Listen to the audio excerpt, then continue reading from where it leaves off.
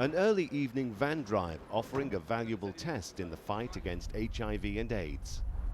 The destination, a highway running between the Serbian capital, Belgrade, and the Romanian border, frequented by those most at risk from HIV infection, sex workers, truckers, and commuting workers. They're traveling to Romania usually, but it's also industrial town.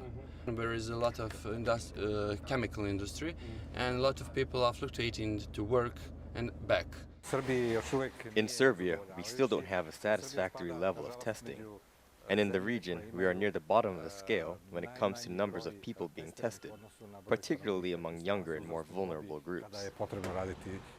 The NGO JAZAS reaches out to the most vulnerable groups who might otherwise not get tested, offering the convenience of the rapid test. Extremely red. I mean, it's a negative test.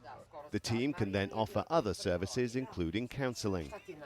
At the NGO's drop-in centres in Belgrade, it is a similar procedure of testing and counselling. Once we can establish trust with our clients, we can offer them testing, and they are more willing to open up and accept other services from us. It is a model of voluntary confidential counselling and testing that has been developed here and at government-run clinics and has now been exported far beyond Serbia.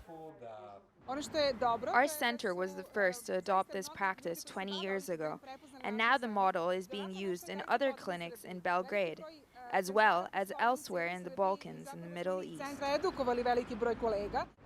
With the support of UNFPA, the United Nations Population Fund, Dr. Paunic runs the centre that serves the needs of Belgrade's large student population.